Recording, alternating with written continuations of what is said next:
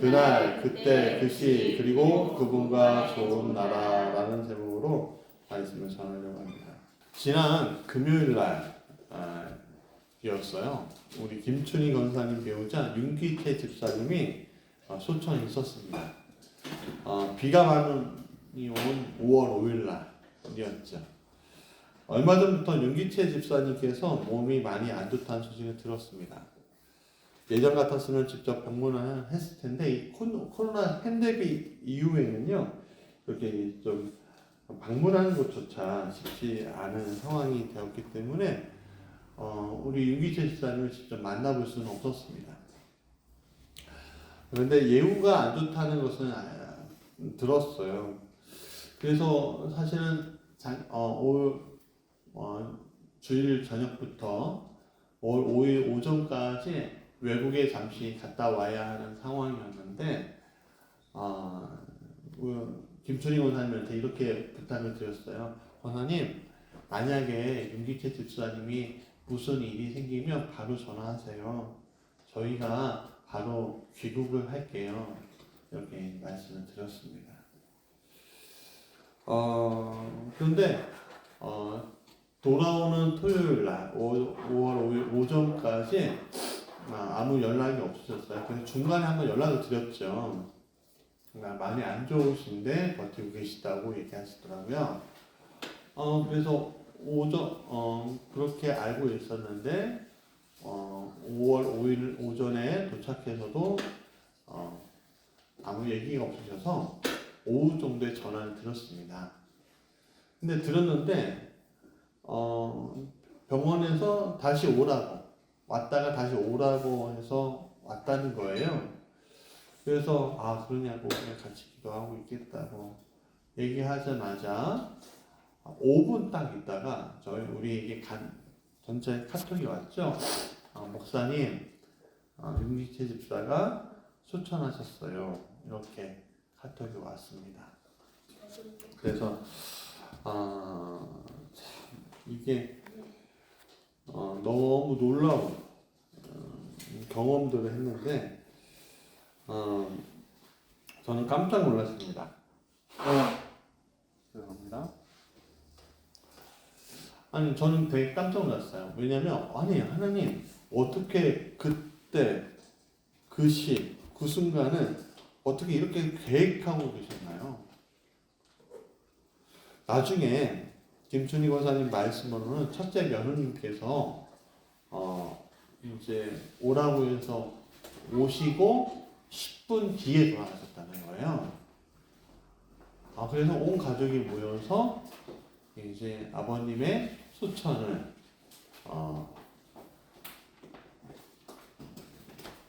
준비했다는 거예요. 참 이것을 보면서 참 복되다, 참 아름답다라는 생각을 했습니다. 왜냐하면은 저는요 장례를 부목사 시절에 또 그렇지만 장례를 한 100건 정도 했어요. 주간도 했고요. 또 조문도 하고 한 100건 정도 되는 것 같아요. 그런데 장례를 치르다 보면 참 안타까운 것도 많고 참 가슴을 치는 상황도 되게 많거든요. 근데 이렇게 준비되고 온 가족이 모여서 아버지 어떤 분의 소천을 준비할 수 있다는 것은 가장 큰 복이에요. 네. 우리 김춘희 원사님 연락을 됐습니다. 연락을 돼서 저희가 저녁 때 권사님을 만나러 갔지요. 가서 이제 권사님이 말씀하셨어요.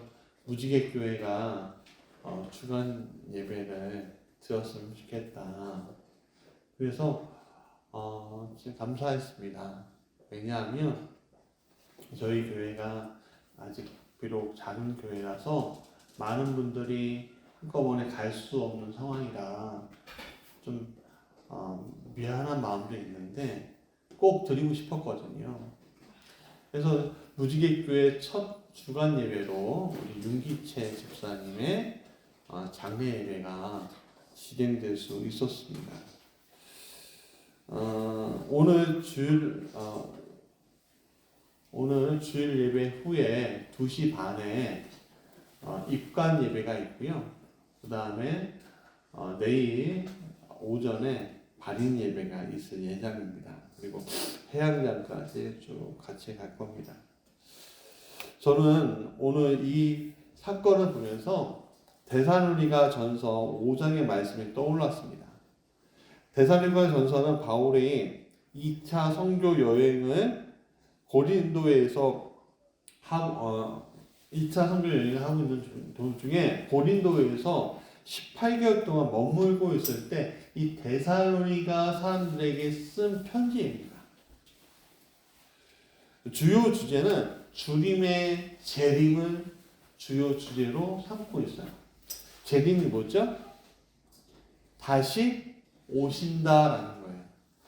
재림이니까 초림도 있는 거예요. 초림은 처음 오시는 거, 재림은 다시 오시는 거. 그래서 이야기하는 겁니다.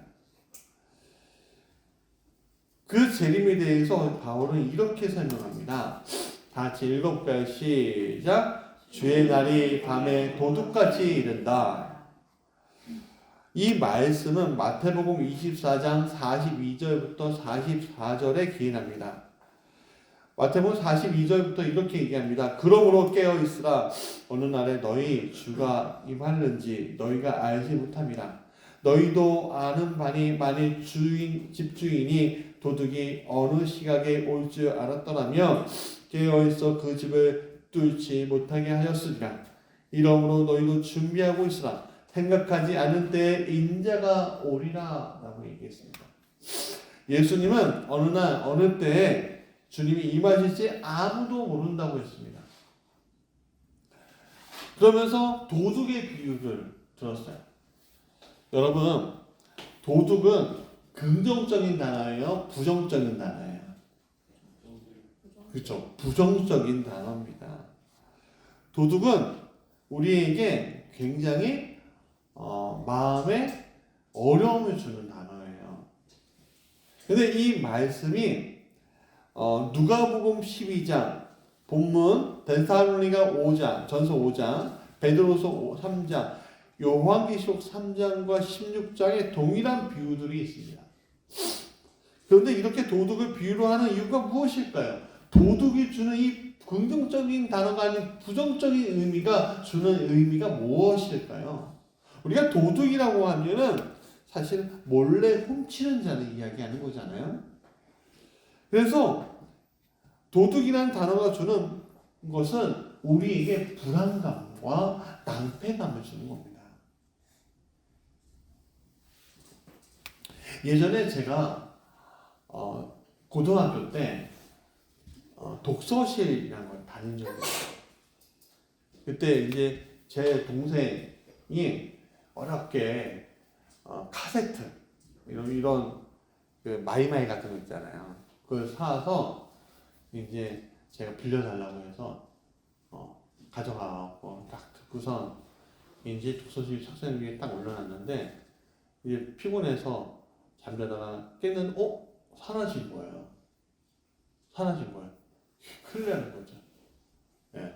제 동생한테도 큰일 나고 옷은 어디 갔지? 누가 잠깐 빌려갔나? 아무리 찾아도 없는 거예요. 얼마나 낭패가 되던지. 제 동생은 울고불고 막 짜증내고 화내고 그 도둑을 찾고 싶어갖고 한참 헤맸는데 얼마나 낭패가 되던지 나중에 알게 됐어요. 나중에 그 독서실에서 몇 년 지난 다음에 그 독서실 같이 다녔던 형이 하나 있었거든요. 형들이 그 사람들이 가져간 거예요. 갑자기 저한테 이렇게 물어보는 거예요. 옛날에 너 카세트 테이프 마이마이 잃어버렸잖아. 그거 어떻게 했어? 뭐 이렇게 얘기하는 거예요. 이 사람들이 가져갔구나. 그렇지 않으면 떠올리지 않았을 텐데. 저는 그 도둑 맞고선 굉장히 난감했습니다. 저는 잊어버릴 줄 몰랐거든요.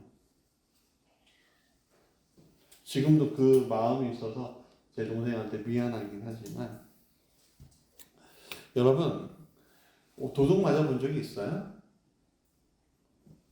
뭐 자기 것은 갑자기 자기 것이 사라진 적이 있어요? 굉장히 낭패가 생기죠. 여러분, 우리는 이 도둑이라는 그 단어를 통해서 그 의미를 정확하게 성경을 통해 알 수 있는데, 그것은 그때와 그 시를 하나님 아버지 외에는 아무도 모르지만 주님의 재림의 때는 갑자기 도둑처럼 찾아온다는데 그 의미가 있는 거예요. 여러분, 갑자기 찾아오면요, 준비한 사람과 준비하지 못한 사람과는 차이가 커요. 준비한 사람은 어떻게 해요? 지켜갖고 이놈의 도둑아! 이렇게 하는 것처럼, 그 주님의 재림을 기다리는 사람은 아, 주여 오시었군요, 제가 주님의 재림에 동참하겠습니다, 그렇게 얘기하고요. 주님의 재림에 준비하지 못한 사람은 그 재림에 동참하지 못함으로 낭패를 겪게 된다는 것이죠. 오늘 우리에게 이처럼 갑자기 찾아오는 일들이 있습니다. 분명히 우리 삶에도 삶에 굉장히 많잖아요. 여러분, 코로나19 팬데믹이 우리가 의도해서 갑자기 찾아왔습니까? 우리가 생각하는 대로 온 게 아니잖아요. 갑자기 찾아온 거잖아요. 여기 날씨도 마찬가지입니다. 여러분, 우리 하나가 5월 5일 날 비가 오지 않았어, 몰랐어? 알았어? 근데 비가 안 오길 바랬지. 그렇지. 비가 올지 알긴 알았지, 그치? 근데 안 왔으면 좋겠다 싶었지. 그렇지 않았어? 너무 어려운 질문이었구나. 미안해. 내가 미안하다, 야. 근데 여러분, 날씨도 마찬가지예요.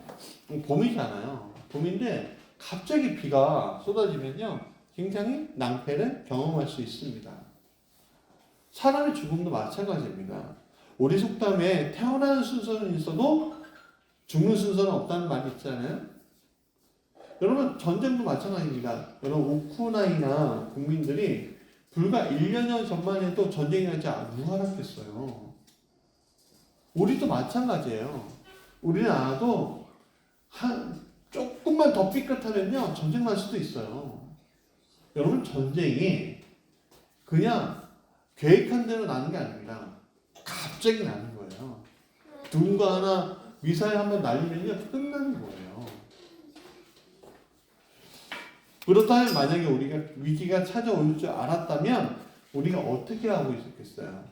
만약 예측했다면 어떻게 하고 있겠습니까? 두 번째, 같이 읽어볼까요? 시작. 오직 깨어 정신을 차릴지라. 오늘 본문에서 사람들은 두 가지로 분류해요. 첫 번째는 바로 깨어서 정신을 차릴 자하고요, 잠자는 자, 이렇게 두 분류로 나뉩니다.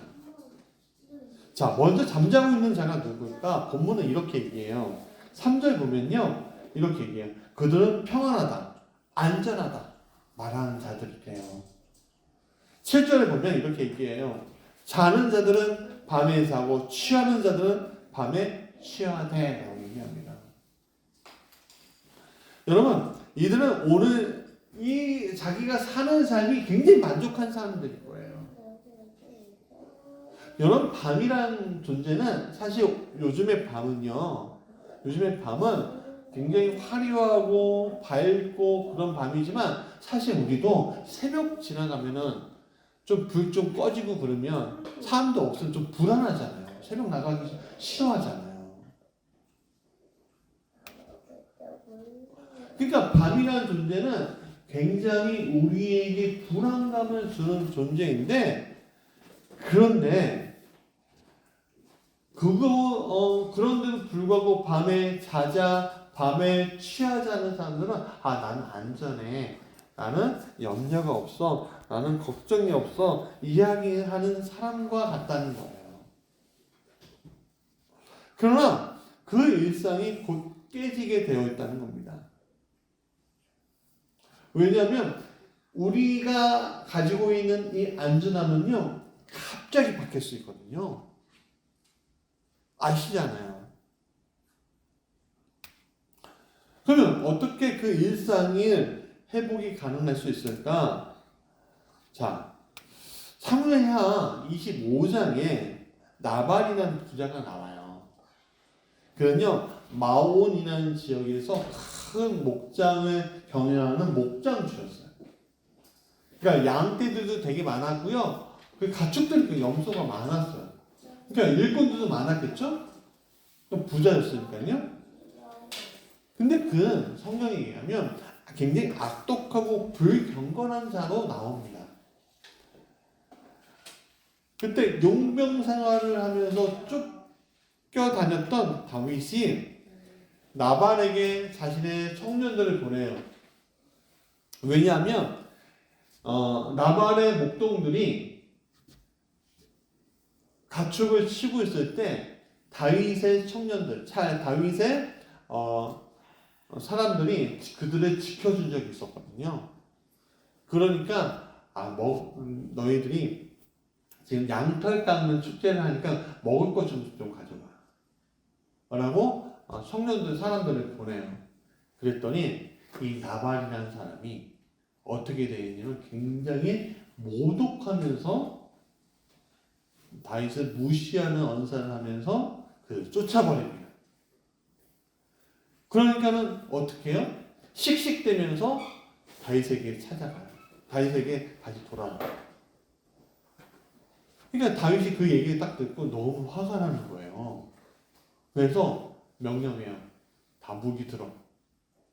내가 오늘 저 나반이라는 인간을 죽이지 않으면 내가 벌을 받을 거야. 하면서 막 가는 거예요. 근데 나반은 뭐하고 있는지 아세요? 양털 깎는 축제였기 때문에 그 첫날이었기 때문에 어떻게 사람들하고 막 잔치를 벌이고 막 대취하고 막 골아 떨어지고 그러고 있었어요. 다윗은 어떻게 오고 있는데 나반은 대취를 해서 잠자고 있어요. 나반은 만약에 다윗이 오고 있다는 얘기를 들었으면 잠자고 있었을까요? 그가 잔치를 벌일 수 있었을까요? 없었죠? 없었어요. 그럼 그는 몰랐던 거예요. 결국에는 나발에게 지혜로운 아내 아비가일이라는 사람이 있었어요. 이 아비가일을 통해서 이 나발이 구원을 받지만 나발이 깨어나서 이렇게 아비가일이 이렇게 얘기해요. 여보 정신 좀 차려요. 다윗이 당신을 죽이려고 군사들 데리고 여기 앞까지 왔다가 제가 간신히 무마시키고 돌아오는 길이에요. 그랬더니 나발이 어떻게 되는지 알아요? 가슴이 갑자기 쿵쾅 뛰면서 그 사람이 막 신음하기 시작하는 거예요. 답답해지기 시작하는 거예요. 그래서 결국엔 며칠 안 가서 죽었어요. 진짜. 여러분, 우리는 과학시대에 살고 있다고, 우주시대를 앞두고 있다고 이야기하지만 오늘 우리가 두려워하는 것은 무엇이죠? 여러분, 많은 사람들이 인류 스스로가 환경적인 대재앙을 불러오고 있다고, 종말의 순간들을 스스로 불러오고 있다고 스스로 이야기하면서 이거 큰일 났다 이렇게 얘기하잖아요. 근데 참 안타까운 것은 이런 종말의 위기감을 느끼면서 믿는 우리조차 하나님께서 준비한 종말을 믿지 않고 있다는 거예요. 준비하고 있지 않다는 거예요. 여러분, 기후 환경이 빡 바뀌고 있다고 하니까 우리가 어떻게 해요? 우리 일회용품 쓰지 말자. 우리 재활용이라도 하자. 우리 석유 쓰지 말자. 석탄 쓰지 말자. 태양열 쓰자. 그렇게 바꾸고 있는데 그건 예측 가능하면서 어떻게 하나님이 준비한 종말에 대해서는 우리가 예측하지 못하고 있냐는 거죠. 왜 준비하지 않고 있냐는 거죠. 오늘 하나님께서는 주님의 재림의 때가 분명히 올 것이라고 분명히 확신을 도초해 주고 있다는 거예요. 그 시간이 지금 바로가 될지 일주일 후가 될지 100년 후가 될지 1000년이 더 지난 다음에 될지는 잘 모르겠지만 예수님의 재림 때는 분명히 그 시간을 넘어 이미 죽은 사람까지 최종 심판의 때를 기다리며 오고 있다는 거예요. 여러분, 출산을 앞두고 있는 여인은요 반드시 출산하게 되어 있습니다. 주님의 재림의 때도 마찬가지예요. 예수님 다시 오신다고 분명히 약속하셨잖아요. 그 약속하신 것들이 분명히 오게 돼 있다는 거예요. 그것을 곳곳에 증거로 이미 이야기해주고 여러분의 삶 속에서 이야기해주고 있다는 거예요. 그렇기 때문에 성경은 말합니다. 오직 깨어 정신을 차려라. 주님의 때가 분명히 온다. 너희들 정신 차리고 있어. 그러면 우리가 정신 차렸어요. 정신 차리면 하나님께서 우리에게 복을 주시는데 세 번째 한번 읽어볼까? 시작. 빛과 낮의 자녀에게 주시는 특권이 있습니다. 하는 거예요. 오직 깨어 정신 차리고 있는 이들에게 분명히 그런 사람들이 있어요. 오늘 우리가 그런 사람인 줄 믿습니다. 그런 사람들 빛과 낮의 자녀라고 해요. 여러분, 빛과 낮의 자녀라는 말은 태양이 비출 때를 얘기하는 것처럼 보이지만 사실은 빛이신 하나님의 우리를 비출 때를 이야기하고 있는 겁니다. 하나님은 빛의 분이 빛이에요. 그렇기 때문에 태양도 그분의 빛을 감히 범접할 수가 없는 거예요.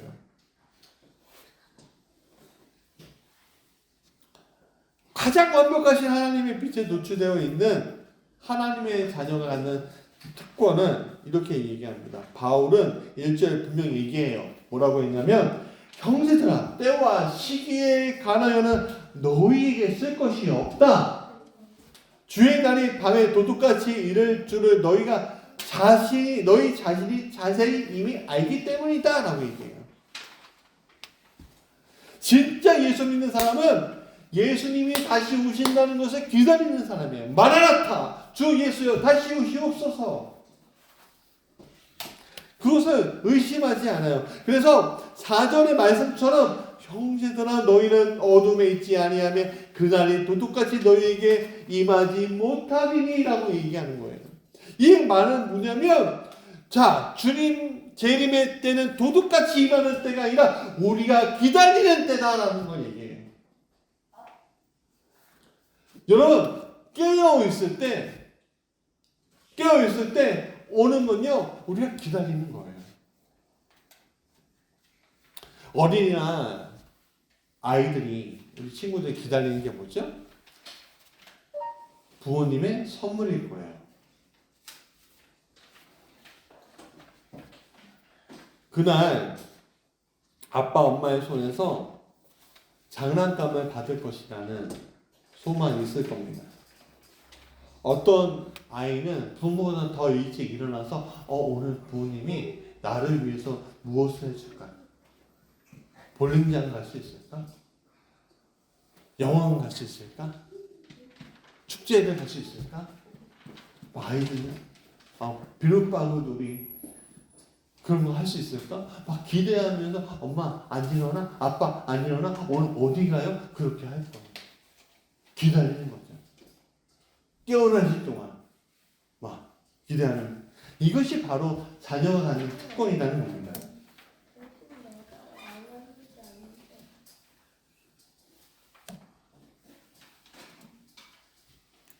여러분, 자 이제 결론이에요. 읽어볼까요? 시작. 늘 깨어있는 우리가 해야 하는 것. 여러분, 늘 깨어있는 하나님의 자녀인 우리가 해야 할 것을 본문은 이렇게 얘기하고 있어요. 8절에 보면 우리는 나트에 속하였으니 정신을 차리고 믿음과 사랑에 호신경을 붙이고 구원의 소망의 투구를 쓰자.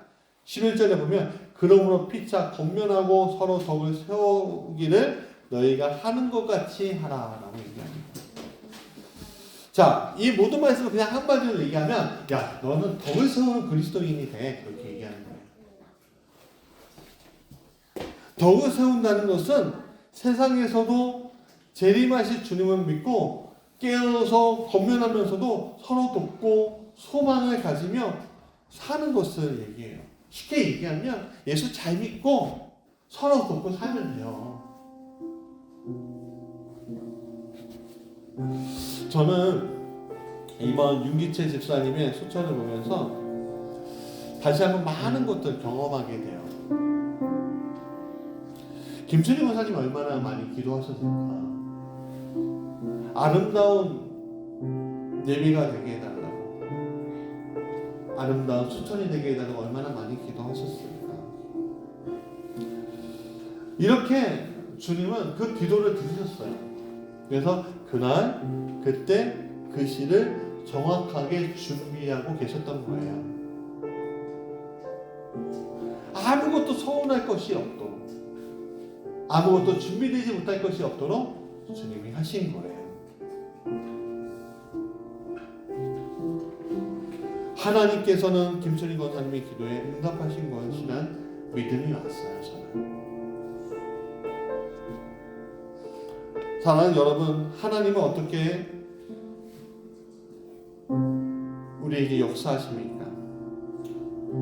이렇게 믿은 자의 기도를 통해서 갑자기 찾아오는 것이 아니라 예측 가능한 미래로 오신 거예요. 그리고 우리에게 그 증거들을 보여주고 있는 거죠. 오늘 윤기채 집사님의 장례는 그런 증거가 되는 장례라고 저는 믿습니다. 이러한 많은 증거들이 오늘 하나님께로 나와서 우리에게 명백하게 나오고 있습니다. 우리 여기 나은이가 있잖아요. 나은이도 기도응답의 사람이잖아요. 엄마가 우리 나은이 아토피 걸렸을 때 얼마나 기도했는지 몰라요. 우리 정민이 씨는. 저는 그 과정들을 다 봤어요. 우리 하나님도 마찬가지. 우리 여기 있는 모든 한별이와 한빛이, 찬내상가, 우리 모든 아이들 마찬가지 않겠습니까? 저도 기도응답의 사람이고요. 사랑하는 여러분, 왜 우리에게 기도응답을 주실까요? 우리가 잘 먹고 잘 살라고요? 아니에요.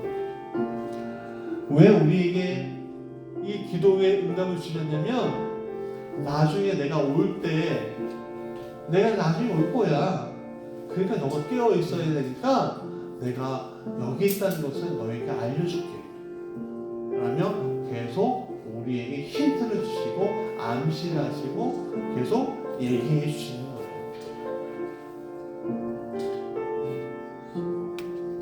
오늘은 가족주일인데 비록 장례를 통해서 한 주 미뤄 행사를 진행하지만 오늘 우리는 우리의 자녀들에게 분명히 알려주어야 할 것이 있습니다. 하나님은 살아계시고 역사하시며 오늘 너와 함께 하고 있다. 그리고 그분은 다시 오실 것을 약속하셨어. 아빠, 엄마는 그것을 믿어. 그날에는 눈물이 기쁨으로 바뀌고 슬픔이 환하게 웃는 것으로 바뀔 거예요. 왜냐하면 그것은 아버지의 나라, 좋은 나라이기 때문에 그래요. 사랑하는 여러분, 그날, 그때, 그 시, 그리고 그분과 좋은 나라를 소망하면 좋겠습니다. 우리 친구들에게도 그 나라가 이번 간절 원합니다. 우리 제가 찬양을 하나 준비했는데요. 좋은 나라라는 시인과 천재 하덕규 씨의 노래예요. 같이 읽어볼까요? 같이 불러보면 좋겠어요. 들으면서.